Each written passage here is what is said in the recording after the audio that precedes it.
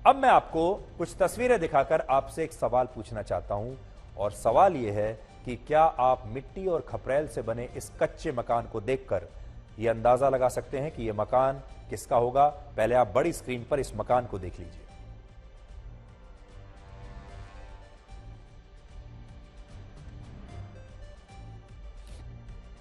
इस मकान को देखिए और इस मकान को याद रखिएगा। ध्यान से आप देख लीजिए, इस मकान में कौन रहता होगा? यह मकान किसका हो सकता है? आप शायद सोचेंगे कि किसी बहुत ही गरीब मजदूर का मकान यह लग रहा है। अब आपको बताते हैं यह मकान किसका है। यह मकान भारत के उस खिलाड़ी का है, उस एथलीट का है जिसकी तस्वीरें आजकल चीन के अखबारों में छप रही है और जिसे भारत के प्रधानमंत्री नरेंद्र मोदी ने बधाई दी है। और इस खिलाड़ी का नाम है राम बाबू। 24 वर्ष के राम बाबू ने एशियन गेम्स में भारत को 35 किलोमीटर रेस वॉक के मिक्स्ड टीम इवेंट में ब्रॉन्ज मेडल जिताया है। यानी एशियन गेम्स का मेडलिस्ट एथलीट है ये। उत्तर प्रदेश में सोनभद्र जिले के एक छोटे से गांव के इस कच्चे मकान में रहने वाले राम बाबू आज से कुछ वर्ष पहले तक मनरेगा योजना के तहत मजदूरी किया करते थे।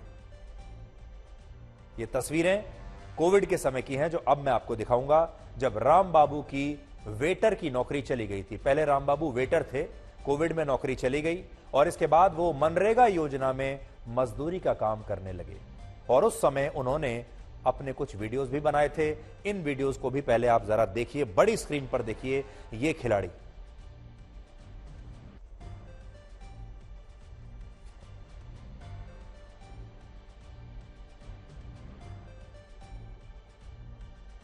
राम बाबू के परिवार की आर्थिक स्थिति ऐसी थी कि वो अपनी गरीबी का बहाना बनाकर अपने सपनों के पीछे भागना हमेशा के लिए छोड़ सकते थे। कह सकते थे कि इतनी गरीबी में कोई क्या सपने देखेगा। लेकिन ये सब करने की बजाय उन्होंने परिश्रम को अपना हथियार बनाया और दिन रात इतनी मेहनत की कि वो न सिर्फ एशियन गेम्स के लिए भारत की टीम में सेलेक्ट हुए, बल्कि इन खेलों में उन्होंने ब्रॉन्ज मेडल भी हमारे देश के लिए, आप सबके लिए जीता है। इसलिए इस कहानी से आप ये सीख सकते हैं कि गरीबी में एक आग होती है। गरीबी में एक ऐसी आग होती है जो असंभव को संभव बना सकती है, और राम बाबू उसका सबसे बेहतरीन उदाहरण है। आज हमने चीन में राम बाबू से भी बात की और सोनभद्र में उनके परिवार से भी बात की, और उन्होंने हमें अपनी इस यात्रा के बारे में क्या बताया, ये आपको बहुत प्रेरणा देगा। मेरे घर का स्थिति अच्छा नहीं था। मैं काफ़ी गरीब परिवार से बिलोंग करता हूं, जिसकी वजह से मुझे पापा के साथ काम करना पड़ता था और हाथ बटाना पड़ता था। तो उस टाइम काफ़ी मुश्किल समय था। जब कोविड चल रहा था तो क्या उस वक्त ऐसा था कि पैसों की दिक्कत थी, इस वजह से आपको पिताजी के साथ जाना पड़ा, या फिर क्या वजह थी? मैं गरीब परिवार से हूँ, तो जाहिर सी बात है कि उस टाइम पैसे नहीं थे उतने और पैसे कमी थी। फिर मैं सोचा था कि जैसे लॉकडाउन खुलेगा मुझे अगले कंपटीशन की तैयारी करनी है। तो मैंने सोचा कि अगर मैं घर पे बैठूंगा तो बस मेरे पापा काम करेंगे, अकेले कितना करेंगे, कितना कमा पाएंगे, और लॉकडाउन में सब कुछ बंद था, जिसकी वजह से मैंने सोचा कि अगर मैं पापा के साथ काम करूंगा तो मैं थोड़े अपने लिए भी पैसे कमा सकता हूं। तो मैंने उस टाइम अपने पापा के साथ मनरेगा में काम किया और जो उस टाइम मेरे को पैसे मिला उससे मैं अपने लिए शूज खरीदा था। अब गरीबी में अब जान ही रहे हैं कि कैसे कैसे किस मुसीबत से वहाँ पहुँचा है, कैसे क्या क्या परेशानी आई, हम कैसे लोग भी बेटा पहुंचा? परेशानी में कैसे मजदूरी करके, उसके बाद गांव में से दूध लेकर खोआ भूज के बेच के वहाँ उसको हम पैसा दिए थे। और वो भी अपना कहीं होटल में कुछ काम कुछ दिन किया, कुछ वो जूट वाला बोरा झल्ला सिया। वो भी नरेगा में भी आया था लॉकडाउन में, तो वो उसमें भी एक महीने वो अपने पिताजी के साथ में वो मिट्टी फेंका था। तो आज हमारे देश के जो युवा हैं, अगर आपके घर में भी युवा हैं तो उन्हें राम बाबू की ये कहानी सुनाइए आप, और देखिए कि अगर आपने ठान लिया तो कोई भी जीवन की परेशानी, किसी भी प्रकार की गरीबी आपको रोक नहीं सकती। लेकिन एक बात आज हम आपको ये कहना चाहते हैं, गरीबी में और दुख में एक आग होती है, और जब ये आग किसी व्यक्ति को एक ईंधन के रूप में मिलने लगती है, जब कोई व्यक्ति इस आग को एक ईंधन के रूप में इस्तेमाल करता है तो वह व्यक्ति बहुत सफलता हासिल करता है। इसीलिए आपने देखा होगा जिन लोगों की जिंदगी बहुत ही आसान है, जो बहुत बड़े बड़े घरों में पैदा हुए हैं, जिनके सामने कोई मजबूरी नहीं है, कई बार उनके जीवन से ये आग जो होती है ये चली जाती है। उनके अंदर ये आग नहीं चल रही, उनके अंदर वो इस आग में झुलस नहीं रहे हैं, वो दिन रात बेचैन नहीं है, वो दिन रात गरीबी की इस आग में, परेशानियों की इस आग में जल नहीं रहे हैं। और जब उन्हें ये जलन नहीं हो रही, जब ये आग उनके लिए ऊर्जा नहीं बन पा रही, तो फिर वो जीवन में भी इतना संघर्ष करने के लिए वो ईंधन पैदा नहीं कर पाते।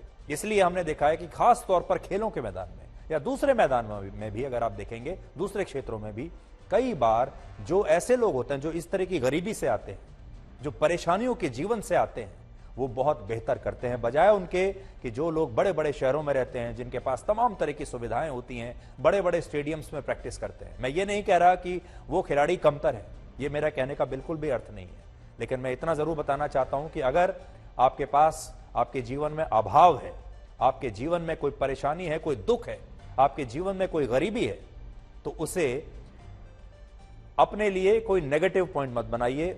वो जो आग है उसे ईंधन की तरह अपने जीवन में इस्तेमाल कीजिए।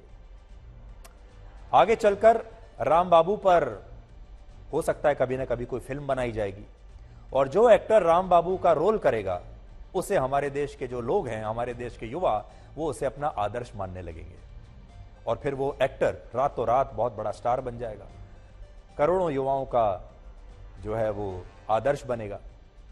इसलिए आपसे ये कह रहे हैं कि उन एक्टर्स को अपना आदर्श बनाने की बजाय राम बाबू जैसे जो एथलीट हैं, इन्हें अपना आदर्श बनाइए, क्योंकि ये रियल लाइफ हीरोज हैं, ये असलियत में असली जिंदगी के नायक हैं।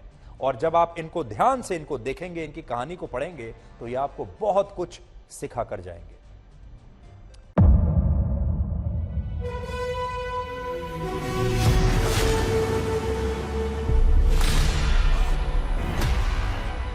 मुद्दों का मैदान, तर्कों पर घमासान, चाहते हैं इस देश को। किससे किसकी ठनी, न्याय की नीति नहीं बनती है। किसने दी किसे पटखनी, क्या सच में इसको छिपाने की कोशिश की? खबरों की दुनिया का सबसे बड़ा अखाड़ा दंगल देखे मेरे यानी चित्रा त्रिपाठी के साथ रोज शाम 5 बजे सिर्फ आज तक पर। ना पक्ष ना विपक्ष, ना लेफ्ट ना राइट, ना मिर्च ना मसाला, खबरों का बोलबाला, निडर निर्भीक सबसे सटीक स्पेशल रिपोर्ट सिर्फ आज तक पर। एयर रेड के ये सायरन समय समय पर आपको सुनाई देते हैं। शौर्य की, भारत और चीन के बीच साहस की, सभी बाढ़ग्रस्त इलाकों का हवाई सर्वेक्षण किया है। सरोकार की, गाजीपुर में किसान से बातचीत करें। संघर्ष की, कश्मीर को आगे बढ़ना होगा। संयम की, भावनाएं भड़की या दंगे भड़काए गए, सवालों की, जनता के लिए, जनता के द्वारा, जनता की दस्तक। श्वेता सिंह के साथ सिर्फ आज तक पर।